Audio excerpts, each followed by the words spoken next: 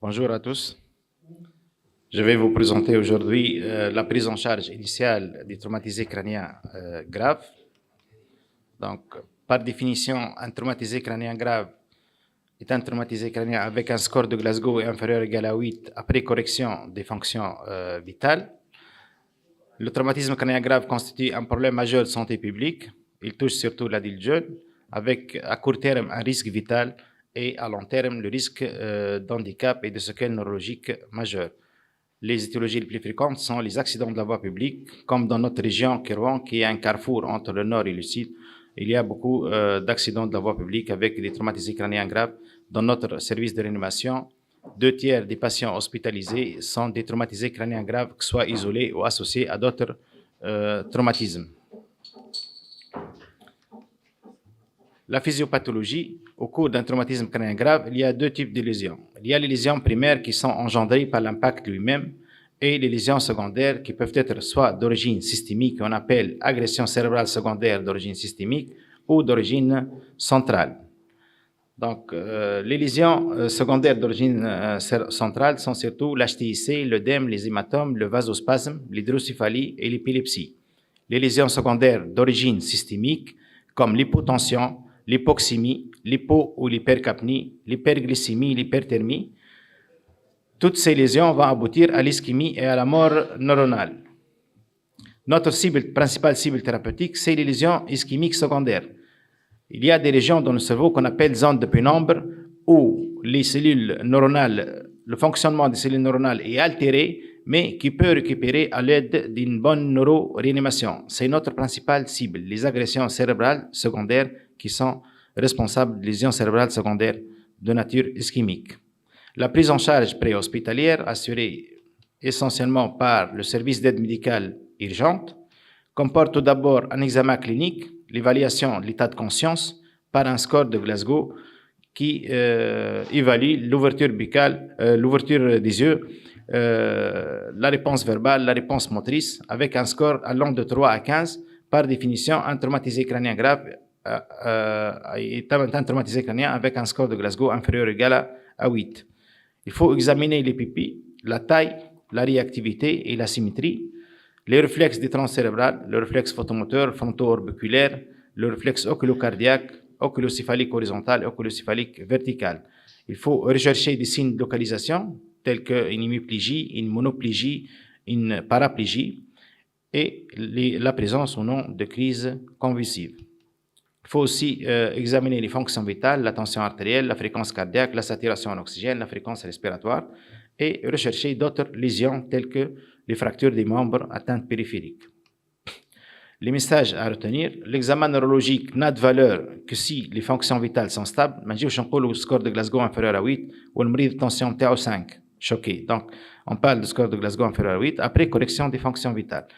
Et un traumatisé crânien isolé entraîne rarement une hypotension ou un état de choc. Quand le مريض choqué présente une hypotension sévère, il faut chercher une lésion associée au traumatisme crânien. خاطر le traumatisme crânien في حد ذاته وحده il engendre rarement une hypotension. Les objectifs principaux de la prise en charge préhospitalière, c'est la prévention des agressions cérébrales secondaires d'origine systémique. Cette étude publiée en 1993, faite chez 717 traumatisés crâniens graves, montre que la mortalité est multipliée par 3 lorsque le traumatisé crânien présente une hypotension et une hypoxémie. Mais les 27% la mortalité, elle grimpe à 75% en présence d'hypotension et d'hypoxémie. Un traumatisé crânien grave ne protège pas ses voies aériennes. Donc, le réflexe en préhospitalier, c'est l'intubation. Le traumatisé crânien, il a des troubles de la déglutition, il a une chute de la langue, des troubles de la commande ventilatoire, une atteinte thoracopulmonaire avec un risque majeur d'inhalation. 2 impératifs pour l'anesthésie pour intubation d'un traumatisé crânien. C'est une anesthésie à estomac plein, patient considéré comme estomac plein, et il faut faire attention à la mobilisation des rachis cervicales. Les associations entre le traumatisme des rachis et le traumatisme crânien sont à peu près dans 8% des cas. Donc, il ne faut pas mobiliser le rachis cervical lors de l'intubation. Les drogues les plus utilisées sont l'étomidate et la solucurine pour leurs propriétés neuroprotectrices et leurs propriétés hémodynamiques.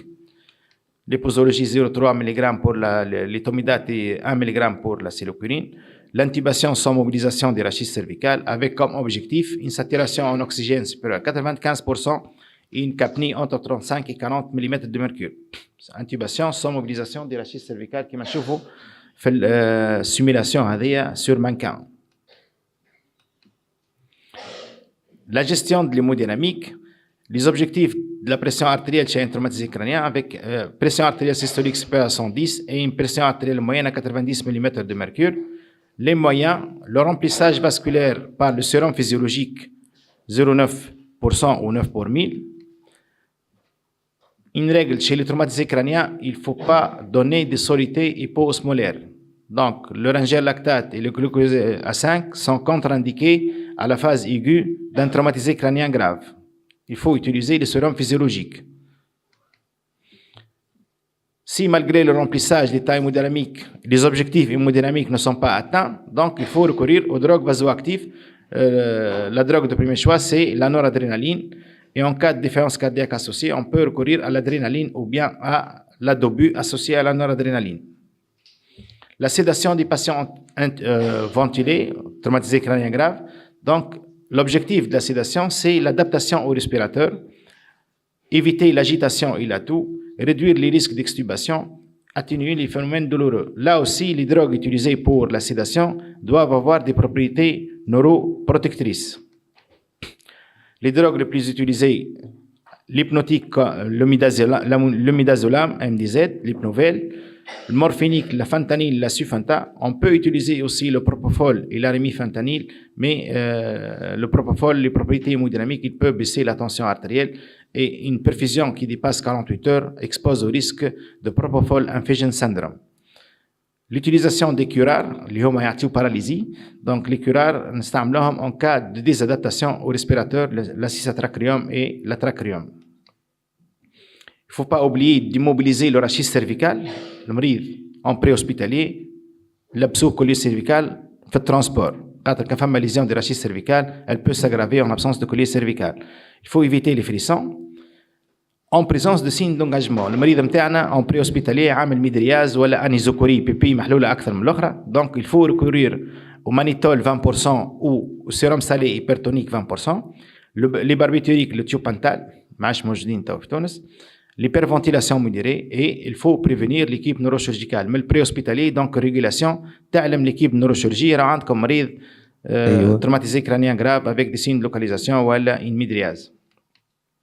La surveillance pendant le transport, il faut assurer le monitorage de la tension artérielle, de la fréquence cardiaque, l'oxygénation et la capnie. La sédation doit être optimale pour éviter l'aggravation de l'hypertension intracrânienne. La prise en charge hospitalière, donc comme dit, ça y est, comme en préhospitalier, sur l'hôpital, salle de chocage, donc, il faut refaire une réévaluation clinique. المريض نتاعنا ينجم يكون بيبي نتاعو كانوا انترميديير او كور دي ترونسبور اي سي اغرافي دونك نعاودوا نعملوا ليكزامان دي بيبي. المريض نتاعنا il est intubé, la sonde d'intubation peut se déplacer lors du transport, donc il faut refaire l'auscultation, تنجم تولي intubation sélective. Il faut faire l'examen radiologique et monitorage multimodal et le traitement. L'examen radiologique, bien entendu, l'imagerie, elle précède l'évolution clinique. Donc, pour la prise de décision thérapeutique, il faut faire plus confiance en l'imagerie qu'en la clinique. Scanner يبدا خايب, المريض مازال الميكانيزم d'adaptation تاعو موجودين, تلقاه السكور دو غلاسكو تاعو أحسن من par rapport à discordance clinico-scanographique. Donc, il faut faire plus confiance en l'imagerie qu'en la clinique pour la prise de décision thérapeutique. Le but de la neuroimagerie, c'est de porter une indication chirurgicale, faire le bilan lésionnel, évaluer le pronostic et guider la thérapeutique. Là aussi, le scanner cérébral sans injection, il peut nous montrer des lésions osseuses, qui l'image à gauche, qui montre une embarrure, des hématomes extradurales ou hématomes sous-durales, des foyers de contusion, l'image à gauche, et des lésions pétichiales à la jonction substance blanche, substance grise au niveau de l'image à droite. Les signes scanographiques de l'HTIC sont l'œdème important, la disparition des citernes de la base, la disparition des sillons corticaux, un système ventriculaire collabé ou virtuel et la déviation de la ligne médiane. Lorsqu'il y a une déviation de la ligne médiane qui dépasse 5 mm, ça signifie que la pression intracrânienne elle est généralement supérieure à 20 mm de mercure. Il faut faire attention, les scanners précoces. Il faut se méfier des scanners précoces réalisés avant la 6e heure. À peu près un tiers des scanners normaux sont anormaux après la 6e heure. وقتاش لازم نعاودوا scanner إذا réalisé d'une façon précoce. S'il y a une augmentation rapide de la pression intracrânienne en cas de monitorage de la pression intracrânienne, en cas d'apparition d'un déficit moteur, en cas de trouble hémodynamique d'origine centrale. في الحالات الأربعة هذوما, il faut répéter le scanner cérébral. Ça, c'est un exemple. Un scanner fait à H2 montre le foyer de contusion. Lorsqu'il est contrôlé à H16, on voit l'extension et la majoration des foyers de contusion œdémateux hémorragiques. L'IRM, elle n'est pas adaptée au traumatisme carnien à la phase aiguë parce qu'elle nécessite un matériel lourd, elle nécessite un matériel spécifique, une durée de réalisation prolongée. Pardon. Donc, son intérêt, c'est un intérêt pronostic à distance du traumatisme. Une comparaison entre une image scanographique et une image par l'IRM. Donc, le scanner, il sous-évalue les foyers de contusion par rapport à l'IRM. L'angiographie cérébrale, l'artériographie, l'angioscan, l'angio-IRM est réalisée en cas de dissection artérielle, de fistule carotido-caverneuse ou de faux anévrisme post-traumatique, comme le montre cette image, un foyer d'infarcissement secondaire à une dissection artérielle. Donc, les indications, وقتاش نعملوا scanner injecté. La règle في التروما crânien, c'est de faire un scanner SPC, sans injection de produit de contraste. Quand on fait une injection de produit de contraste, lorsqu'il y a des fractures du rachis cervical, les lésions des parties molles du cou, fractures de la base du crâne, les fractures de la face de fort 2 ou 3, un syndrome de Claude Bernard Horner ou la présence d'un déficit moteur qui n'est pas expliqué par la TDM cérébrale. À côté de l'exploration radiologique du cerveau, il faut explorer le rachis cervical par radiographie ou, au mieux, un scanner cervical avec reconstruction. Selon les études, le traumatisme du rachis cervical est associé au traumatisme crânien dans 8% des cas. Autre examen à réaliser, la radiothorax, la radiographie du bassin et l'échographie abdominale. Si le patient est polytraumatisé, il faut faire un scanner corps entier, body scan. Le monitorage, il y a deux types de monitorage. Il y a le monitorage général et le monitorage spécifique. Pour le monitorage général, la fréquence cardiaque, la pression artérielle invasive, la saturation en oxygène, la capnie et la température. Là, on met un cathéter artériel, que ce soit en radial ou en fémoral, pour monitorage continu de la pression artérielle invasive et pour faire les prélèvements biologiques répétés. Et à l'aide d'un dispositif placé sur le circuit respiratoire, on peut monitorer la capnie. Le monitorage spécifique, on va se contenter de 3 monitorages spécifiques qui sont la mesure de la pression intracrânienne, la mesure de la saturation veineuse jugulaire en oxygène et le Doppler transcrânien. Le monitorage de la PIC, on peut utiliser plusieurs types de cathéters. Les cathéters les plus utilisés sont le cathéter intraparenchymateux ou le cathéter intraventriculaire. Les indications du monitorage de la PIC sont un traumatisme traumatisé crânien grave avec TDM anormal ou bien TDM normal avec signe neurologique de localisation. L'intérêt du monitorage de la pression intracrânienne sont la détection de l'hypertension intracrânienne, le calcul de la pression de perfusion cérébrale qui est égale à la pression artérielle moyenne moins la pression intracrânienne, l'évaluation du traitement et la détermination du pronostic. Le monitorage de la saturation veineuse jugulaire en oxygène. On place un cathéter au niveau de la golfe de la veine jugulaire interne et on fait ou bien des gazométries itératives en cas de monitorage discontinu ou par technique spectrophotométrique en cas de monitorage continu de la saturation veineuse jugulaire en oxygène. L'équation AD, elle montre que la saturation veineuse jugulaire est le reflux du débit sanguin cérébral. Avec علاش نعملوا المونitoraج تاع la saturation parce qu'elle est le reflet du débit sanguin cérébral. Elle permet la détection des épisodes ischémiques. Elle permet une évaluation thérapeutique. Les valeurs normales, c'est la saturation veineuse jugulaire en oxygène comprise entre 55 et 75%. Quand il y a 55, il y a un risque d'ischémie. Si il est supérieur à 75, risque d'hyperémie. Le Doppler transcrânien, troisième monitorage spécifique en cas de traumatisme crânien grave, il permet de mesurer la vélocité des globules rouges au niveau des artères de la polygone de Willis, principalement l'artère cérébrale moyenne ou l'artère sylvienne, par la fenêtre temporale. Le Doppler transcrânien, il permet de mesurer la vélocité systolique, la vélocité diastolique, de calculer la vélocité moyenne, de calculer l'index de pulsatilité qui est égal à la vélocité systolique moins la vélocité diastolique sur la vélocité moyenne avec une valeur qui doit être inférieure à 1.2, l'index de résistivité qui est égal à la vélocité systolique moins la vélocité diastolique sur la vélocité systolique avec une valeur inférieure à 0,7 et l'index de ligne de garde qui est égal à la vélocité au niveau de l'artère cérébrale moyenne sur la vélocité au niveau de l'artère carotide interne.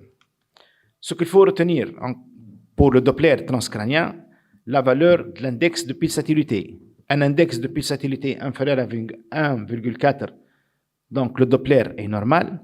Si l'index de pulsatilité est supérieur à 1,4, associé à une baisse de la vélocité diastolique, c'est pathologique, ça témoigne d'une hypertension intracrânienne ou bien d'une hypoperfusion centrale cérébrale d'origine systémique.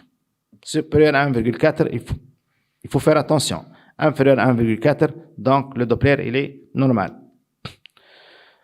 Lorsque les vélocités sont accélérées avec un index de pulsatilité normal, on passe à la calcul de l'index de ligne de garde. Les قلنا يساوي la vélocité moyenne de l'artère cérébrale moyenne à la vélocité de l'artère carotide interne.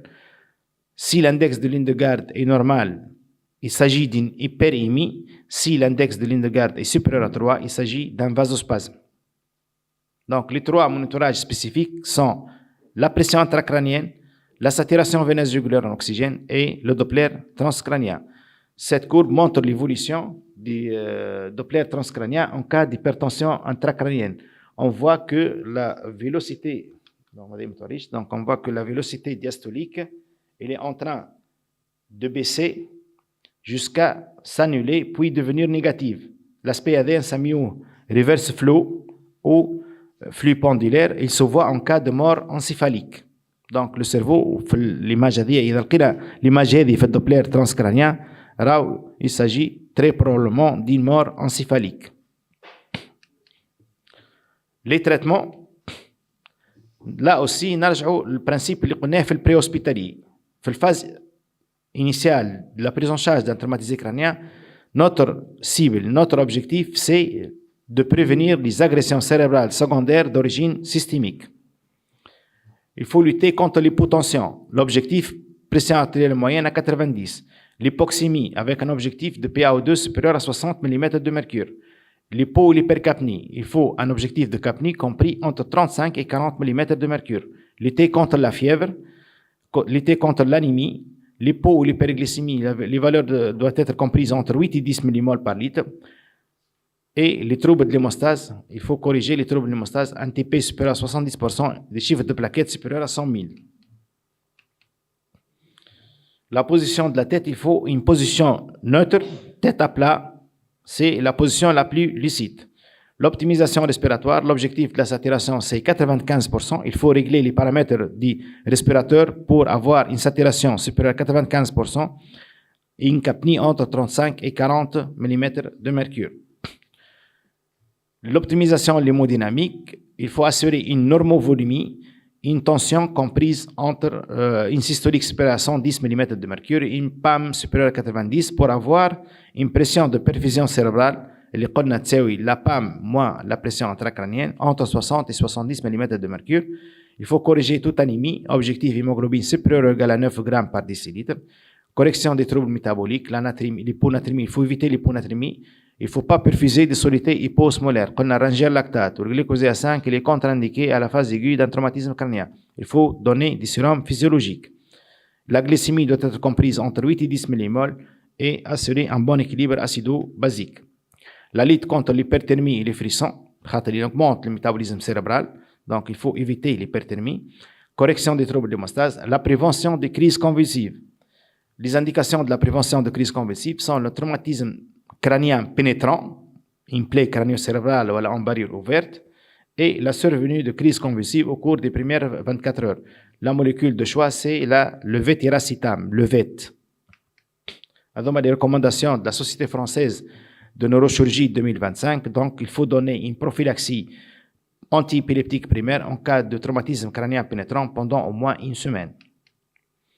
La sédation, là aussi, elle permet de diminuer les besoins métaboliques du cerveau, elle permet une adaptation au respirateur. La curarisation, elle n'est indiquée qu'en dans 3 situations. Des adaptations au respirateur, SDRA sévère et en cas d'hypothermie thérapeutique. Donc, les mesures générales. Les mesures spécifiques, l'objectif c'est le traitement de l'hypertension intracrânienne, maintien de la perfusion cérébrale et la protection cérébrale.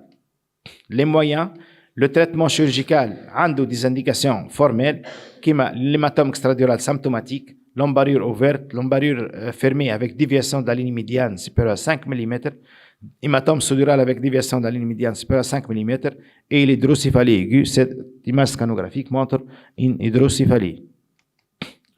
La crânictomie décompressive, le volet décompressif, il est indiqué en cas d'âge inférieur à 40 ans, âge jeune, œdème cérébral diffus sans lésion ischémique, l'absence d'engagement prolongé et une pique incontrôlable par les moyens médicaux. Donc, ce scanner montre un volet fronto-parieto-temporal avec une plastie de la diurmère. Le drainage des LCR, c'est le fait de soustraire une quantité d'LCR par une dérivation ventriculaire externe. Courbe, c'est la courbe de Langevin ou courbe de la compliance cérébrale. Mais là, il y a les mécanismes de compensation interviennent, la pression intracrânienne, l'augmentation de volume, un grand volume de V1 à V2, elle entraîne une faible augmentation de la pression, de P1 à P2. Mais dans la phase B de la courbe, où la compliance est décompensée, donc une faible augmentation de volume, par exemple de V3 à V4, elle entraîne une augmentation importante de la pression.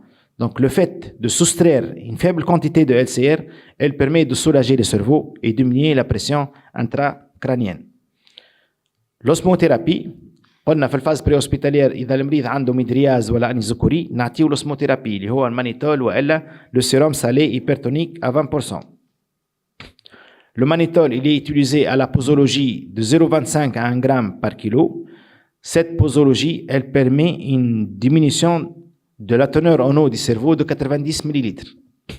Mais l'osmothérapie, elle aggrave les lésions au niveau de la barrière hémato-encéphalique est lésée. Donc, l'osmothérapie, l'efficacité نتاعها كي ما يبداوش فما برشا des lésions de contusion. Si les foyers de contusion sont étendus, l'osmothérapie a un effet inverse, elle augmente l'œdème. Les 2 molécules utilisées pour l'osmothérapie, c'est le mannitol 20% et le sérum salé hypertonique 20%. On utilise 40 ml sur 30 minutes par pousse-seringue électrique. Le sérum salé il est contre-indiqué en cas d'hypernatrémie supérieure à 150 mmol. هذا l'effet de l'osmothérapie كما قلنا au niveau des enseignes اللي هي en rouge. Où le parenchyme est sain, la barrière hémato-encéphalique est intacte, l'osmothérapie, elle permet une réduction de la teneur en eau. Mais au niveau des foyers de contusion où la barrière hémato-encéphalique est altérée, l'osmothérapie, elle aggrave l'œdème. Donc l'osmothérapie, l'efficacité نتاعها كيف ما بداوش فما des lésions de contusion étendues. L'hypothermie modérée, l'objectif, une température centrale entre 34 et 36 degrés, à l'aide de couverture refroidissante, lavage gastrique eau glacée, ventilation cire à l'aise mouillée et cathéter refroidissant, avec un réchauffement progressif sur 24 heures. Les effets de l'hypothermie sont diminution du métabolisme cérébral par diminution du métabolisme cellulaire, diminution des acides aminés excitateurs tels que le glutamate et diminuer la réponse inflammatoire secondaire. Mais elle a des inconvénients. Elle expose à des troubles de la conduction, une bradycardie, risque de pancréatite, risque d'hypocalémie. Donc, il faut faire attention à l'instauration d'une hypothermie thérapeutique. On a l'objectif qu'une température entre 34 et 36 et un refroidissement progressif sur 24 heures. L'hyperventilation optimisée. La relation entre le débit sanguin cérébral et la capnie est linéaire entre 20 et 80 mm de mercure. Donc, c'est le calibre vasculaire. Donc, pour une capnie normale, nous avons le vaisseau de taille normale. En cas d'hyperventilation ou d'hypocapnie, le calibre vasculaire, il y aura une vasoconstriction avec un risque d'ischémie. Et en cas d'hypercapnie, il y a une vasodilatation avec risque d'hyperémie. Donc, l'hyperventilation, elle présente un risque majeur d'ischémie. Pardon. Elle n'est instituée que pour une courte durée en cas d'engagement en attendant le recours à d'autres moyens thérapeutiques. مثلا المريض عمل لنا ميدرياز باش نهزوه للبلوك اوبيراتوار فالوقت القصير هذاك on peut utiliser une hyperventilation et une hypocapnie. Mais ما نخليوش المريض en hypocapnie pendant une longue période car il y a un risque d'ischémie cérébrale. Le concept de l'thérapie, c'est d'assurer une hyperventilation modérée, la capnie entre 33 et 35, ما نهبطوهاش ل 25 ou le 20. Éviter l'hyperthermie, éviter l'hyponatrémie, une natrémie supérieure à 150 est tolérée, éviter l'anémie, assurer une normovolémie, une normotension. Donc la prise en charge dépend de l'étendue des contusions. Le scanner le foyer de contusion il est peu étendu, donc on peut utiliser l'osmothérapie qui sera efficace. Si les contusions sont étendues, donc on utilise le concept de l'INT, assurer une normotension, une normovolémie, une normonatrémie. La vaccination ne fait pas partie de la prise en charge initiale, mais juste un petit mot sur la vaccination. En cas de brèche ostéoméningée ou d'un traumatisme crânio-encéphalique pénétrant, il faut donner le vaccin anti-méningocoque, anti-pneumocoque, anti-hémophilus chez le traumatisé crânien. الحالات هذوما بريش اوستيومينانجي ou traumatisme crânien pénétrant. هذوما les recommandations de la Société française de neurochirurgie 2025. Donc, pour le traumatisme crânien grave, le monitorage multimodal et la TDM cérébrale permettent la détermination du choix de la thérapeutique. Il faut lutter contre l'hypoperfusion, l'hypertension intracrânienne et l'engagement à pic basse. Il faut une réévaluation clinique fréquente pour une adaptation thérapeutique immédiate. Et merci pour votre attention.